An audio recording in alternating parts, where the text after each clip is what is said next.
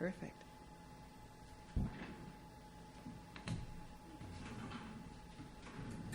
Hey, good evening, everybody. Welcome to Conant Show. Today is 31st of January, 2018, going out live, 56 Rock City Road, Woodstock TV, New York.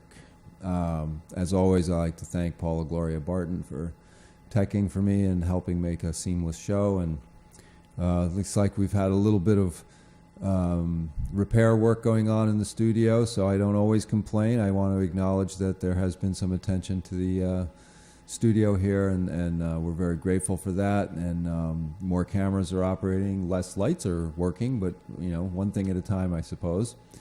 So for the little shout out to the powers that be, thank you for the attention to the equipment, and I hope more is coming, and so that's acknowledged, and we really appreciate that here at the studio. So, it's been an interesting kind of a week for me. On the personal front, which isn't really a personal issue, it's actually a systemic issue, which is our courts and the people manning the courts, and from the clerks to the judges and lawyers and plaintiffs and defendants and all these other labels that they have for human beings playing roles in a theater, in a high stakes game. And so the big news as of the 8th of January 2018 is Laura Anson's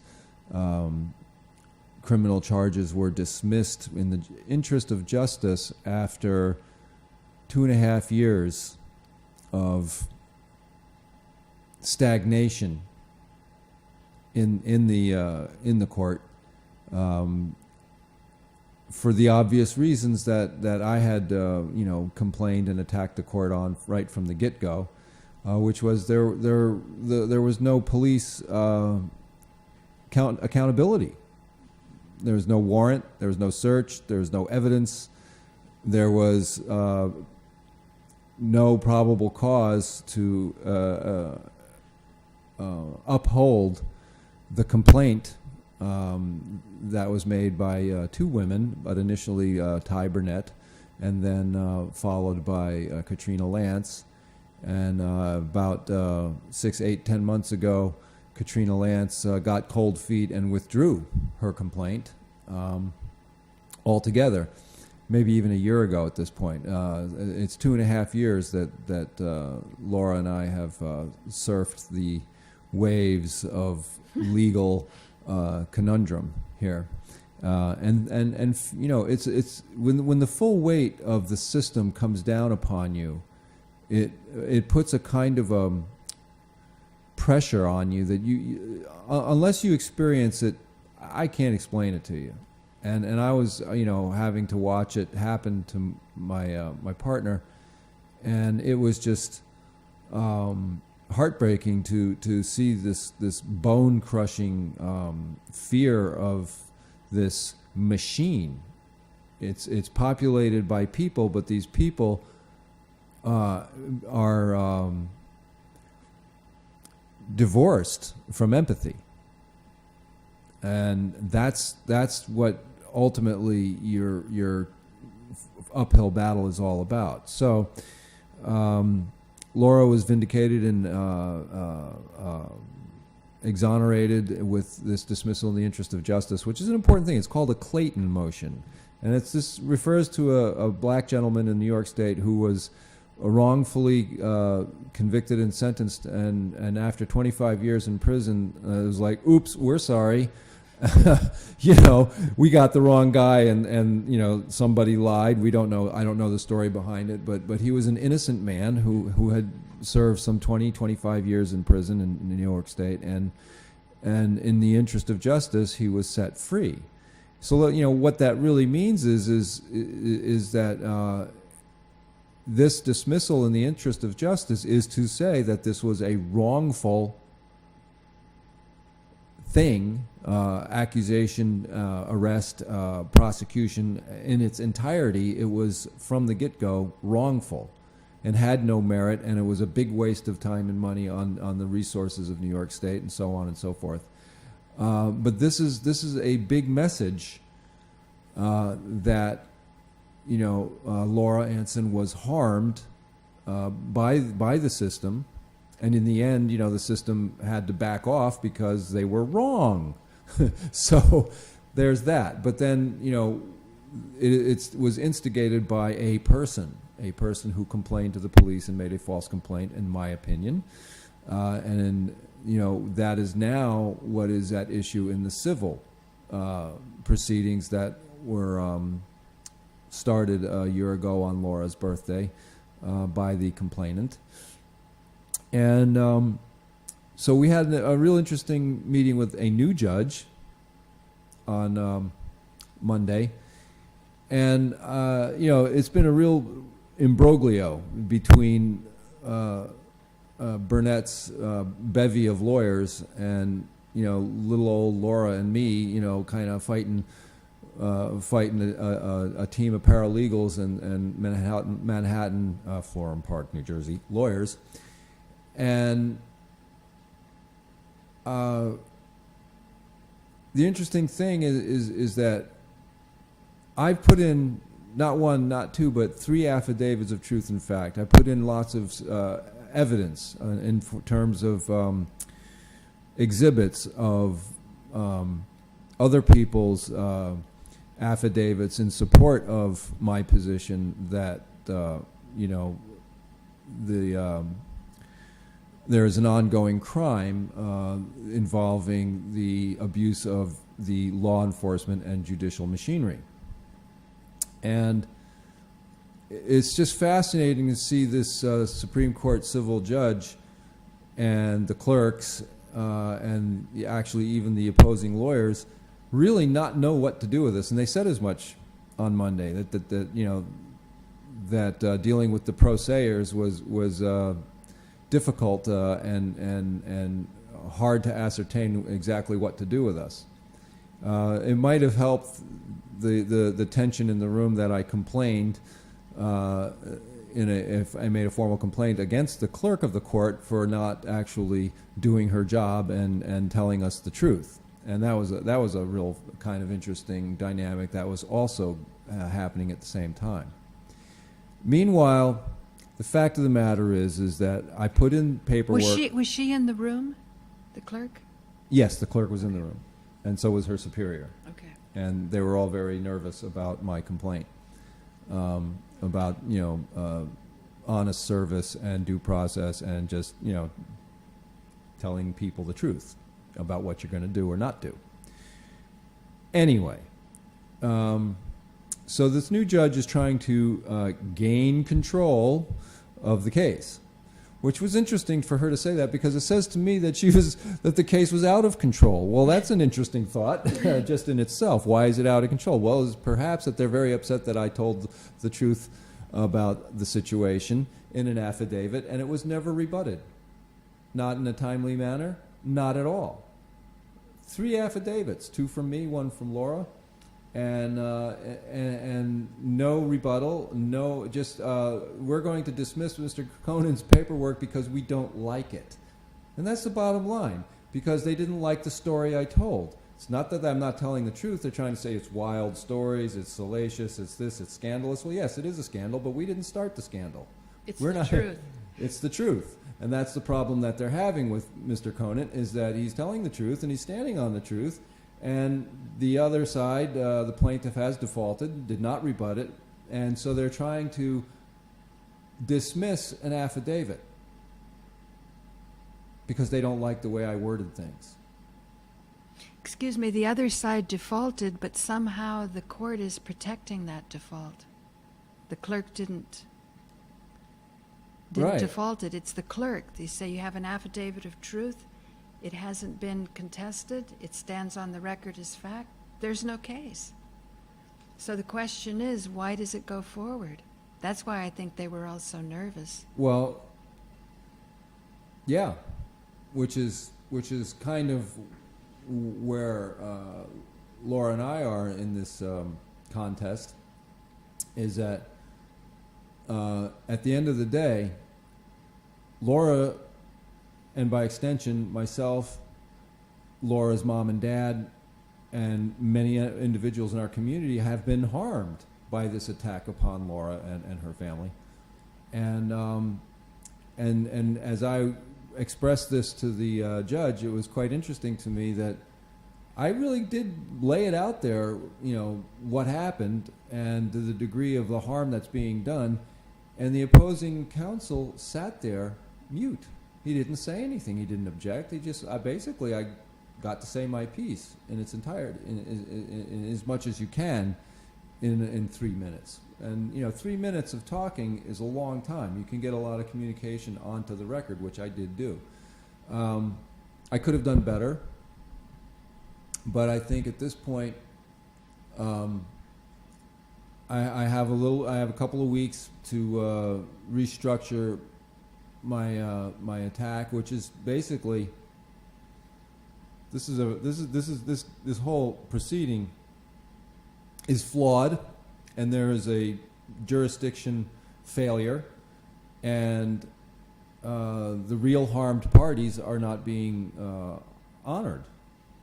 You have a thought? No, I'm just adjusting the mic. Okay, so not to belabor that point, but things are moving forward, and there is a lot of liability out there, and it's a hot potato.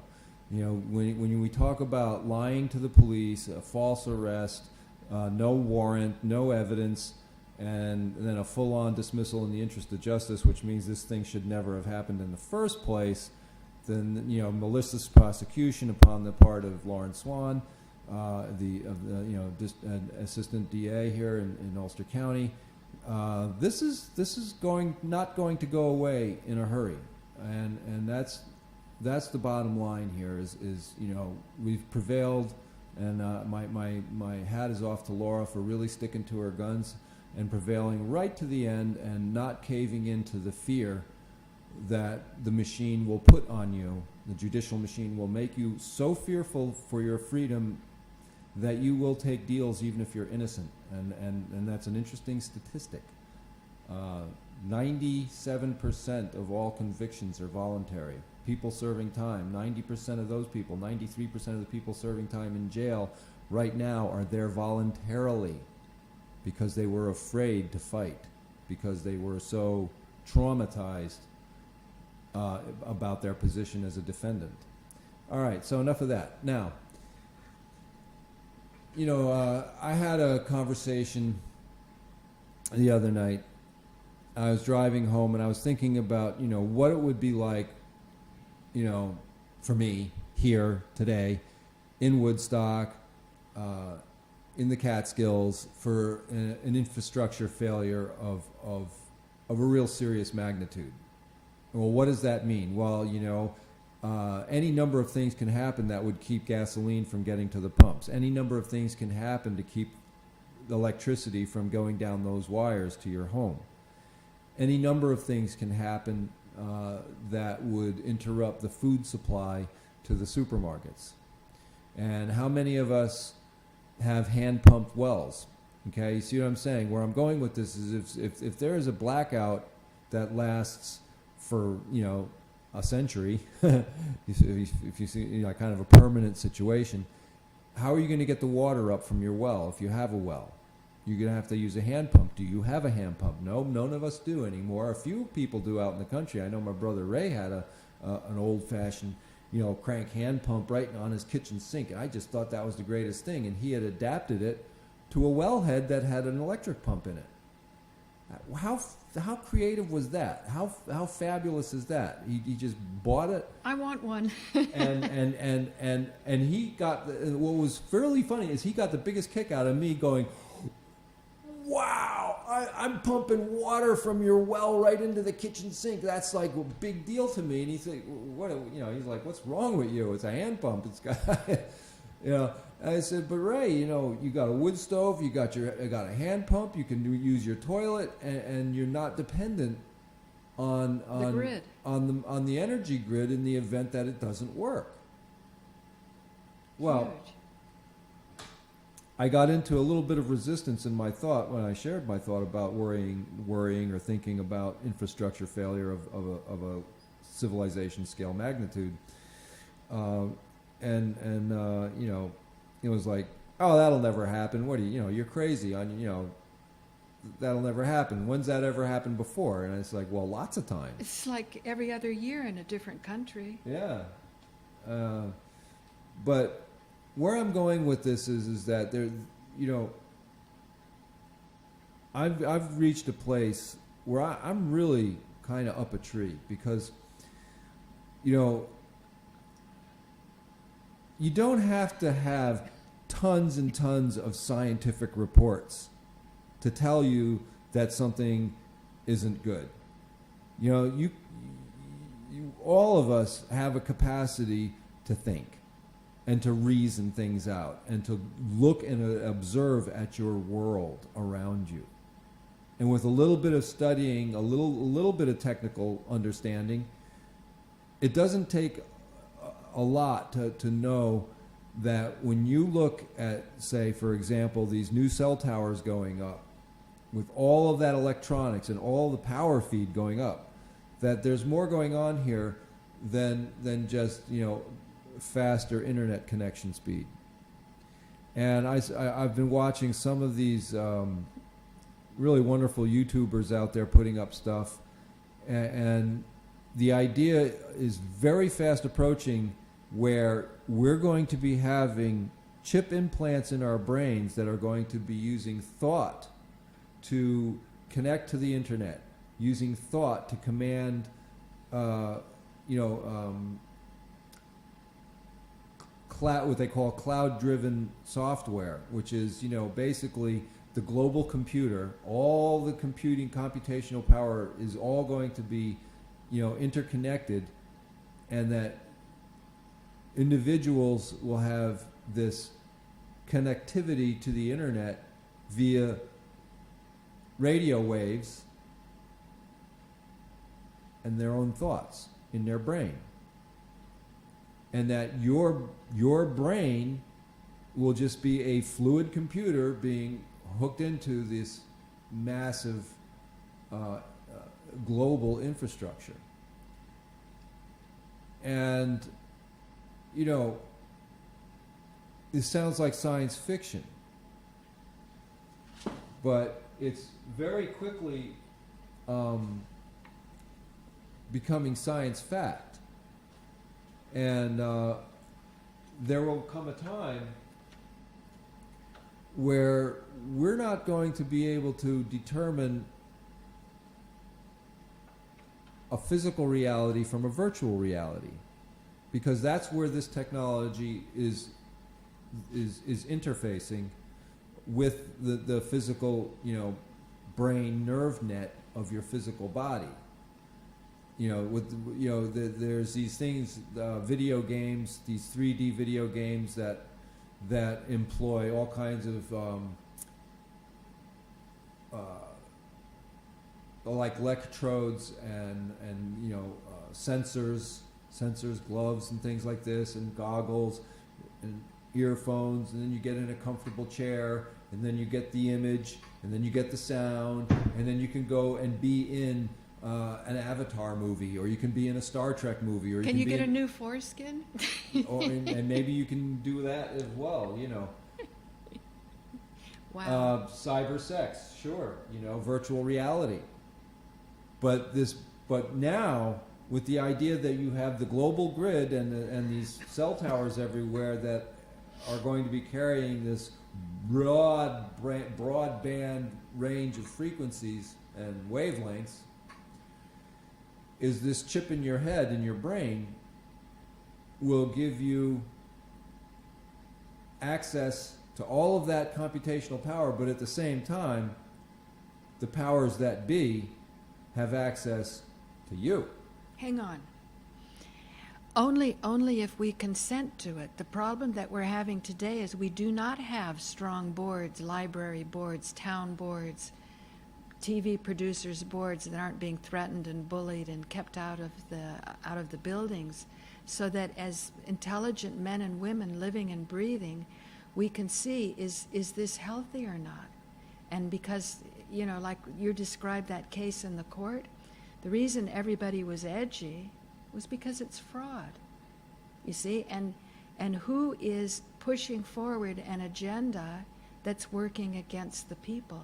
So I believe that, you know, you can go for technology, but we're assuming that this violation of privacy is inevitable as a consequence of the technology.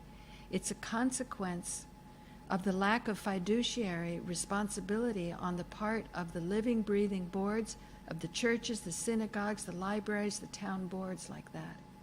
So as you're speaking, I'm actually filled with hope and inspiration that even this show can start to say there are remedies. Nature always has a remedy. It's a matter of finding it, and technology is just part of nature.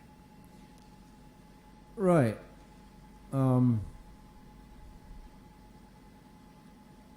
And that's, you know, this has been a kind of a discussion that has been going on between myself and a few other TV producers and radio personalities and interested parties on a couple of email threads as we're discussing, and experts in the field of telecommunications and free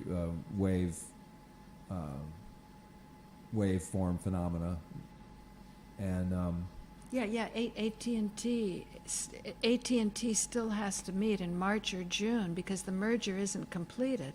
A lot of us merger are with a merger probably with Time Warner Cable, because I was one of the first people in Gramercy Park to bring a FiOS connection into my building, and that came in through Verizon. So they were just gunning for an opportunity. I was on a waiting list for a year, and Gramercy Park had the profile that it would be worth their while to tear up the streets and bring in an actual physical cable.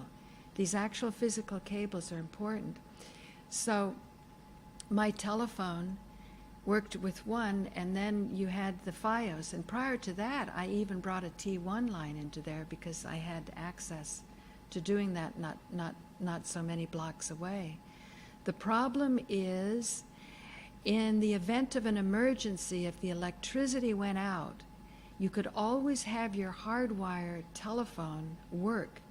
But because of how they were starting to split things up, with the Time Warner bringing in the telephone and that FiOS connection running off a battery, meant that if the electricity went off, because I forced the issue on the foreclosure stuff, I actually went to Con Edison and I said, I want to see the contract that we have, but of course we don't have a contract. And they pussyfooted around, and the electricity went out way before, they try to force you out in foreclosure actions. And then the telephone wouldn't work because the electricity wasn't working. And that's when I called up the Public Utilities Commission, and you can see they weren't ready for that type of failure to take place. So my point is that this technology, if we keep on top of it, and if we have boards of responsible people who are making sure that when investments are being made parallel with public service works and works that have to do with the public's resources, that it's not harming any of the people, then I believe the technology, as far as you can go, can be handled. But we're assuming that the violation of privacy is okay. So this $100 million lawsuit with AT&T has to do with the fact that Verizon and AT&T, because we're moving towards a duopoly, have each paid somewhere around $1 billion for the right to go in and spy on our emails, but only because you're having municipal boards, state boards, public utilities commissions, FCC, they're all looking the other way because the money's so big. And so this is a very real lawsuit, but it's $100 million. What does $100 million mean when it comes to violation of privacy? What we really want are strong boards of television producers or whoever has the courage to come out in front of the camera and not claim Luddite status and address these issues of data mining so that we have producer boards all over the country. But it could be anything. It could be church boards, it could be synagogue boards, it could be library boards, it could be municipal town boards, just people that won't sell out the public's right of way and understand that if you do sell it out, you're on a path of genocide. Yeah. And one of these warriors out there, I can't think of the woman's name, but she's sort of identified these toxic wavelengths that are being employed in the 5G rollout, in the 4G rollout, and the existing stuff's already going out there. It's been going out there. It's all toxic to some degree, but some of these wavelengths are much more toxic than others. And those are the ones that get weaponized. And to simply weaponize a wavelength, you just give it more power. You just give it more energy and direct it somewhere, and you can target an area or you can target an individual. George, the idea is electromagnetic I'm not, trespass was the concept I wanted to get out. But I don't know if that's what she's saying. I think she's saying wavelengths. There's some wavelengths that are biologically incompatible. And with the cell phones, they gave the worst possible length, which was the length of a head, something like that. So that it was because of the lengths themselves that they were reserved for military use. Not yeah. powering them behind. Yeah. Although that's probably a problem too. Well, yeah. There's the wavelengths themselves, can entrain with your biological wavelengths. In these, we are bioelectrical living creatures, and we do produce a wavelength broadcast, an electromagnetic field, and that's what these. Radio waves. That's how they. That's another terminology for this. The more power that is applied to them gives them a greater range. But if you are in close proximity, you don't need a lot of power. You just need the wavelength. Yeah, right. So it's a subtlety. Right. Thank you for reminding me of that. So it's, the vast power that is being put into these made available to the new cell towers going up has to be questioned. Well, why? What? The cell phones and radio waves don't require a lot of power to be effective, to work. A few milliwatts is fine for a local transmission. And when you talk about a radio station like Woodstock 104, it's 100 watt. Yeah. It's 100 watts, and it covers line of sight, the Hudson Valley. On the other side of Overlook, you're not going to get them, but you will have a pretty decent broadcast range, so long as there's not another mountain in front of you, for quite a while, 100 miles at least. Probably on average 50 miles out is what her radius is, I imagine. Yeah. Still, but that's a conventional radio. When we're talking about these weaponized towers, that's a whole nother wave length that's being or bandwidth of wavelengths that's being employed that we really as a general public don't have enough information to understand it. my logic here, though, is that I'm looking at these things. They look scary. They feel scary. I'm betting that they are scary. Yeah. You know, and that we should trust our instincts. So that brought me to this thought, and I'm gonna jump to an interesting YouTube video that shows some of the photography of Billy Meir from the 1970s, a one-armed farmer from Switzerland, and his case is extraordinary because it was an ongoing, a long-term, many witnesses contact with these people that look just like us from the Pleiades star system. And I've been a big fan of Billy Meir for probably 30 years. And when I first saw the man's published work, I was just blown away at the level of technology that he was recording with his camera. Little 35 millimeter camera again. Gotta love him. And why I'm jumping from this to that? Well, it's because when you have technology that is compatible with your biology, you know, the sky is the limit. The universe is the limit. However, you know, we have to understand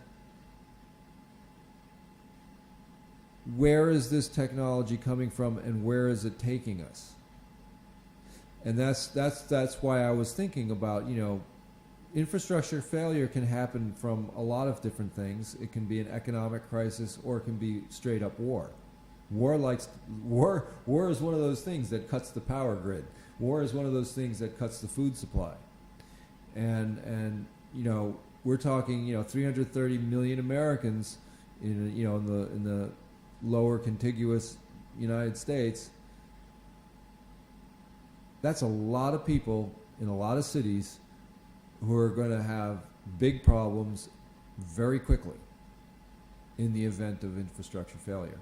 So we're gonna put on this little video here, and we'll just watch it for a little bit and see how it feels. And develops to the higher forms of perfection. In our galaxy, which we call the Milky Way, originally in our galaxy, it has been learned by the Pleiadians through association with other races, that originally in our galaxy, when it formed a long time back, there were a little over 44 million different planets where human life, as we know it, evolved naturally on its own. Now, there are countless numbers of sun systems and planets in our Milky Way. But originally, left alone, there was 44 million planets, similar to Earth, where there was the necessary acids, atmosphere, environmental control, suns, and so forth, necessary for a man to evolve. That happened. Of this 44 million, it has grown greatly, because the galaxy itself is quite old. They have now learned that there are 343 variations to the human form that they have discovered. This is variations in fingers, toes, size, bone structure, eyes, nose, so forth. Slight variations in the human form itself, but all nonetheless of the same spiritual type of energy that can strive for perfection and evolve to perfection within creation. At the moment that they know of, there are over 7,800,000,000 known planets in our galaxy with human life on them. So that original 44 million that evolved on its own has greatly expanded.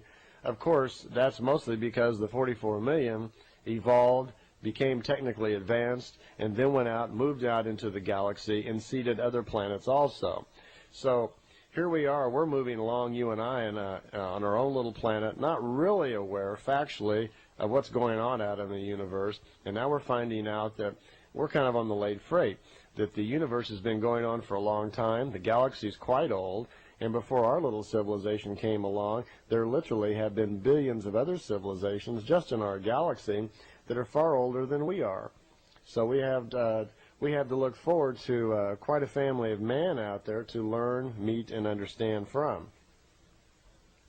Okay, before we go a little farther, a few more explanations on the creation itself and how it actually evolves, in other words, the continued logic of the creation, and then we'll get more into the development of our human life forms. Okay, I mentioned earlier that our universe, and if you looked at the exhibit, is divided into 7 different belts or 7 different layers of kinds of energy. And then, intricately enough, each one of those different layers of the creation itself are subdivided into different levels of knowledge and understanding also. So the creation actually is a great big, huge thought of knowledge. It's a large idea that once was small and is evolving into a very large area. At least we think of it as large. But on the scale of some other microcosm, it's probably infinitely small. What happens to our creation? Well, let me give you a few more ideas about the creation of ourselves, and then we will kind of pay a little bit more attention to our own human development.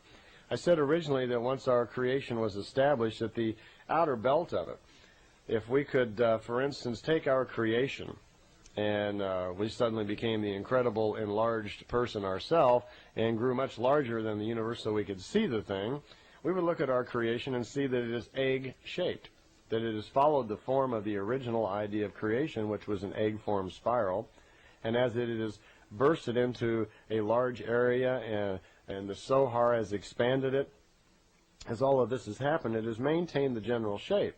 So let's say our creation, as we're looking at it, looks like a big egg. Now let's take a knife and let's slice that egg right in half, and we'll take the top off and just set it aside. And as we look down now at the inside of the creation we're looking at, and again, creation now and universe are the same thing at this point, what we see is that it looks like kind of like a tree trunk with different rings in it, and that's these belts that I'm talking about. The outer edge is called a push belt, and that's because it pushes against the other universes. It not only keeps other energies and coarse matter from coming into ours, but it also serves the purpose of keeping our energies from going out and getting involved with other universes. So it's like a separator. It's like a skin on an egg, if you want to call it that. The first layer there is called a creation belt. And this is just a name that is given to it by the Pleiadians as they explained it to Billy. The main purpose, apparently, of the creational belt, which is a very highly evolved form of energy, it creates what's called the changing belt, which is the second belt in. Now, the functions of the changing belt, as I understand it, frankly, are to serve in the evolution of the material belt, which is next.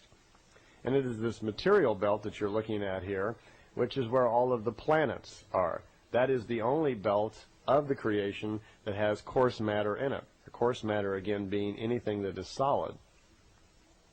There's also a 4th, 3rd, 2nd belts, which are strictly fine matter belts, or creational or spiritual energy, all meaning the same thing. And then, of course, the central Sohar of the universe, sometimes called the central sun, and that is the origin, then, of the creational embodied idea. It has grown into that.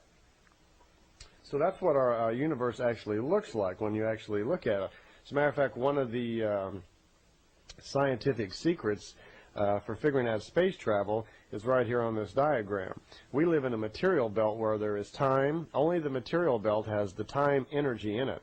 And think of time as an energy. It's a wave of energy that moves in pulses through our material belt in this spiral formation. That's why we have rotation, movement, animation of matter in the material belt that does not exist in the other belts. Well, the Pleiadians say one of the first forms of figuring out how to move in time is how to take energy, coarse matter, which can only exist in this material belt, move it out of the material belt into the changing belt. In the changing belt, there are no impulses of time. There is no coarse matter. That's one reason is coarse matter doesn't exist there. So there's a way, apparently, of taking a flying device, moving it out of the material belt, moving it into the changing belt. It's no longer in a solid material form. It's been converted to some other form of matter which can exist in the changing belt, but now it's outside of time. It's no longer, I'd say, in touch with the time pulses, so it can move in time. And once the knowledge is understood of how the pulses of time work, you can go into the changing belt, move your flying device, however your programming is, then re-enter the material belt at some other place and kind of jump back onto the time wave impulse as it's moving through this spiral shape through creation, and you're in a different time. So that's one way of actually doing it. Okay, a little more information about our own creation here. As our creation continues to evolve, there will be no more material belts. It is only this one, because the creation, this is how it evolves. Now, interestingly enough, I talked earlier about that there are 7 levels. There's a little bit more to this. As the creation itself continues to evolve, it is now expanding and sending energies all out, all through itself, which is called the universe. It will go through stages of development, and those development stages are the process of evolving fine matter into coarse matter, which facilitates the evolution of the creation itself. You see, as creation gets an idea for a plant, an animal, or a human, that plant, animal, or human then, in its coarse matter state, in its material form, itself gathers information, learning, and wisdom. And it is that learning, experience, and wisdom which contributes to the evolution then of the creation. Because just like the creation, and being a small part of the creation, it then is thinking. And what's thinking? Thinking is the creation of an idea, isn't it? And what's an idea? An idea is the formation of logic. What is matter? If you take logic and concentrate it, at a certain point it becomes matter. Okay, so all of us as physical beings, the animals, the plants, everything that is existing because of the idea that the fine matter world had to create it, is now evolving on and contributing more ideas, more energy to the spiritual fuel, you might want to call it, or evolution of the creation itself. So we're all little small parts of the creation. Everything is. A tree, a squirrel, an animal, a planet, a moon, everything is. They are all part of the natural, intelligent, logic evolution of the creation itself. Hence, you can start to see what responsibility that we have as little minute creatures and spirit forms of the creation, why we have to start taking the entire creation itself into considerations of respect. Not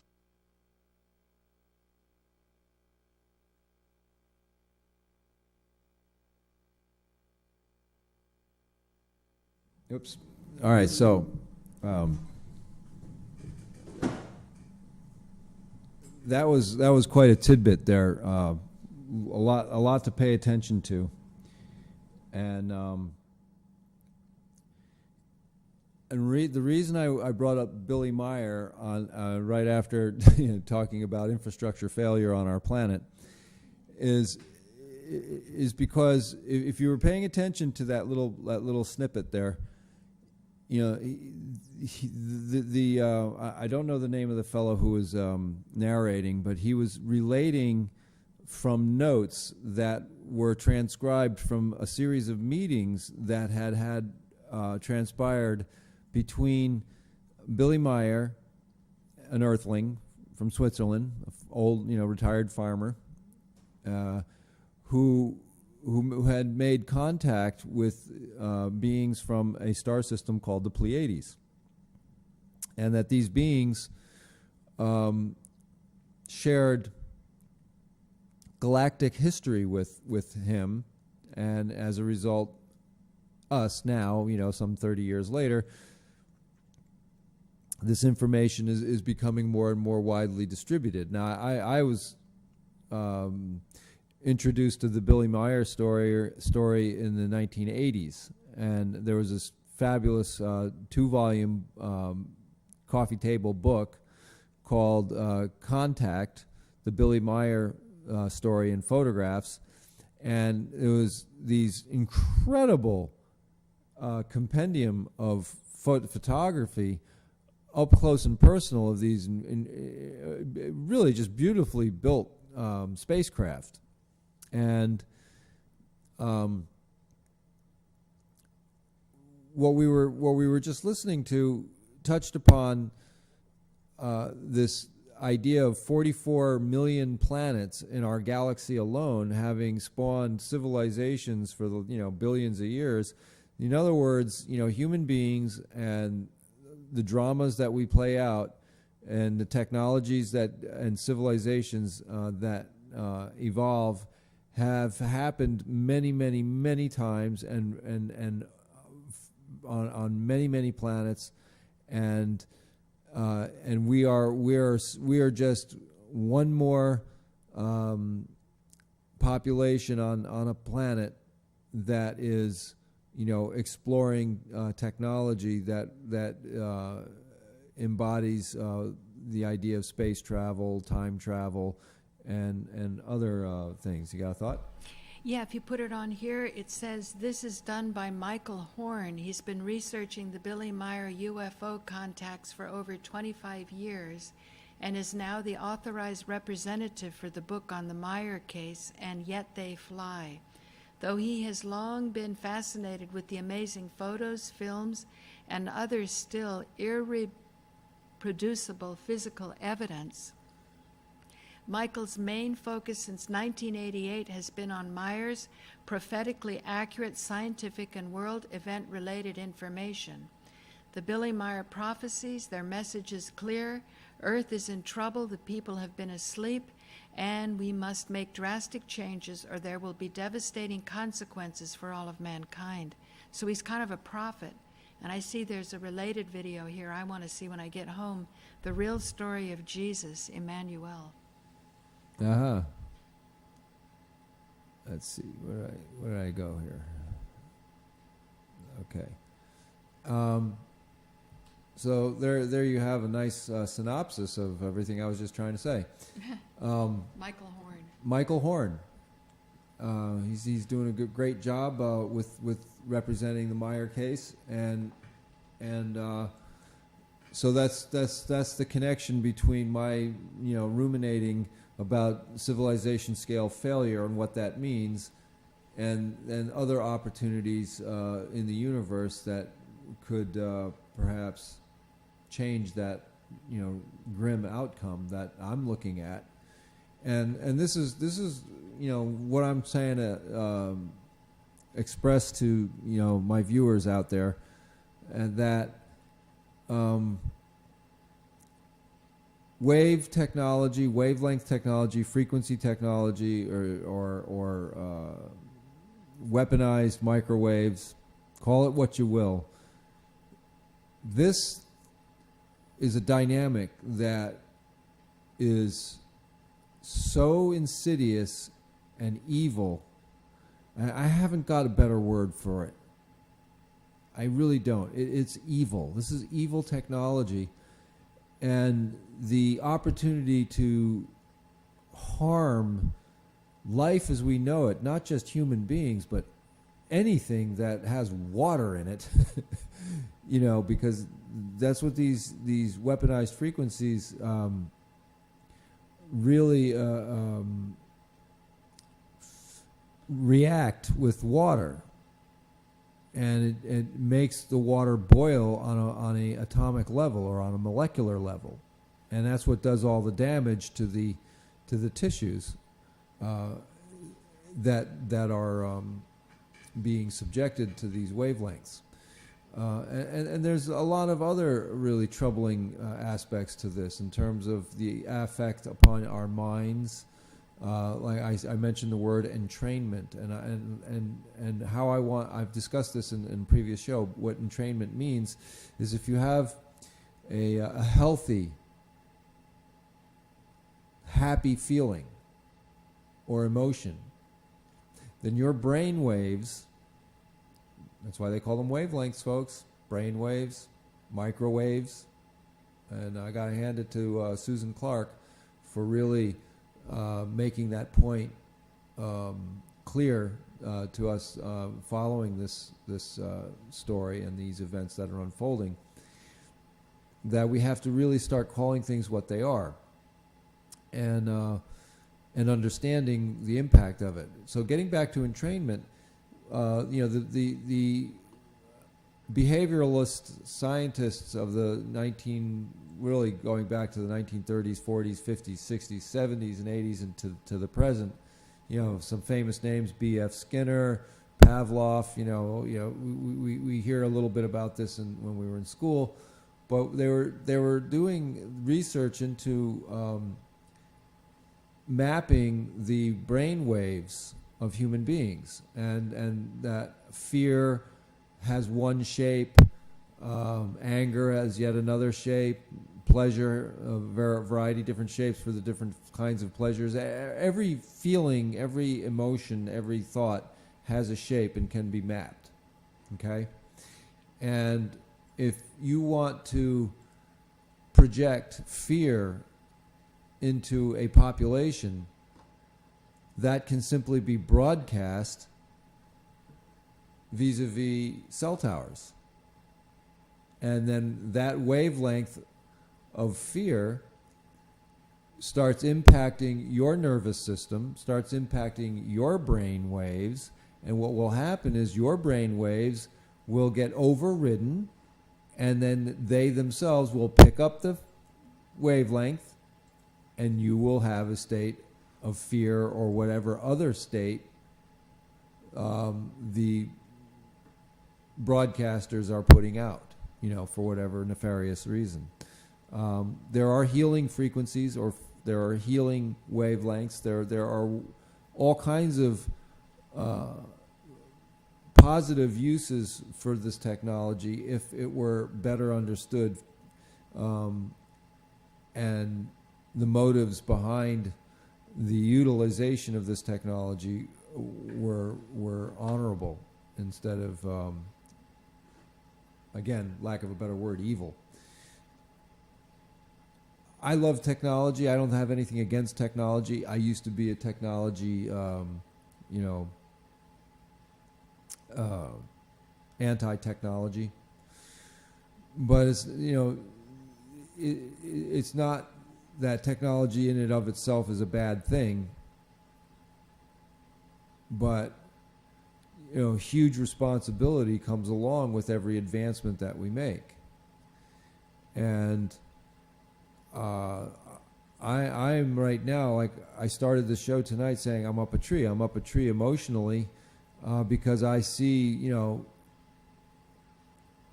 lot of hidden agenda. Well, how do you see something that's hidden?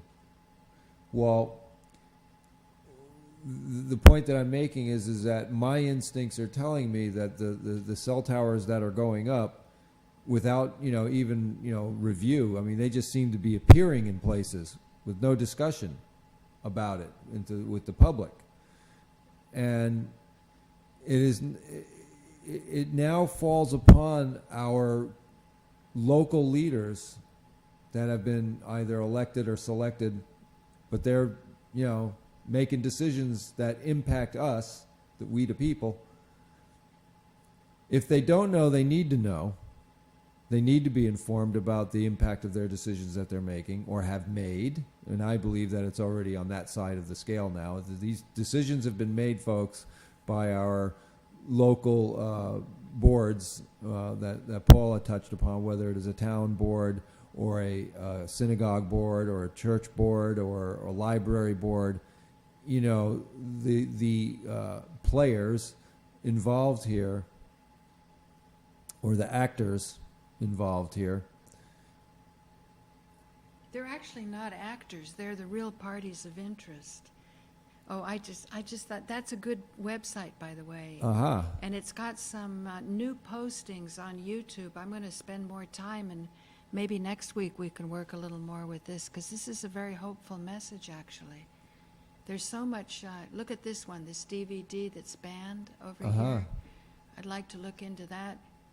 Anyway, these are all the visitors. They seem to, in one of them it said certain things that have been debunked many times. We're not going to put that on the comments, but it seems like it's really soliciting some very thoughtful discussion. This guy, Michael Horn, also has some really beautiful credentials here about, he's done a lot of good media stuff.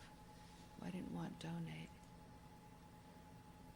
Anyway, this is the kind of person I'd like to see on a board. Yes. Well, we need forward-thinking people. We need really to start addressing things that really do matter, you know, instead of all this distraction out there in the world. We need to, you know, well, how did Trump put it? Fake news. You know, fake news from the fake news by the fake news, and start really dealing with things that are tangible and real. And here's the problem with invisible weaponry, like microwave or directed energy weapons. They're invisible. You can't see them. You don't know that they're being used. You don't know why you're having an anxiety attack at 6:45 a.m. every day. These kinds of things. So we're in our last couple of minutes here. Want to try to keep it to 58 minutes? Yeah, 2.5 minutes. All right, so I got 2.5 minutes here with you Save left. the world. and so Let's try to get this guy as a guest. you know the Michael Horn. Yeah. Yeah, well, all right, folks, you heard it. You know, Paul says let's get Michael Horn on the horn. Yeah. And so you know that I'll do that. Flip over to his thing here. Look at that. Let's see Award-winning here. film director, award-winning film producer, award-winning film writer, prize-winning painter, designer, creator of the still popular fashion fad fingernail art featured in Harper's Bazaar. He had something to do with online digital publishing, science researcher. You know what I mean? He's a humorist. Water purification application that Starbucks used. You know what I mean? This is a serious guy. He's the only representative in the States of Billy Meier's work.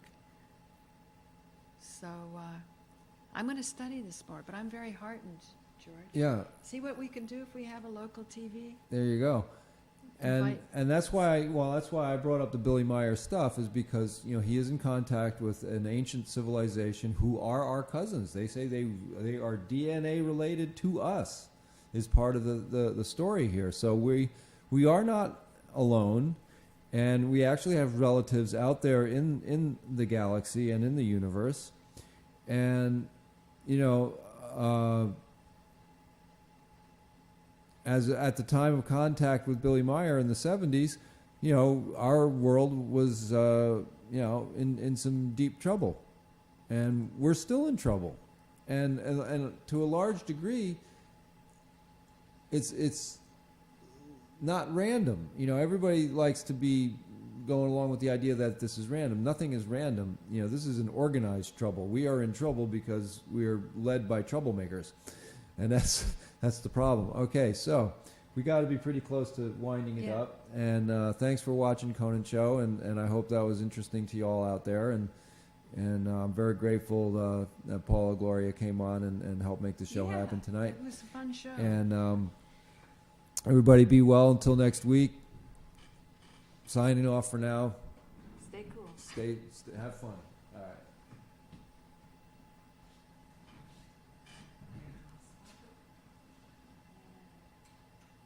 Actually, you can keep it there and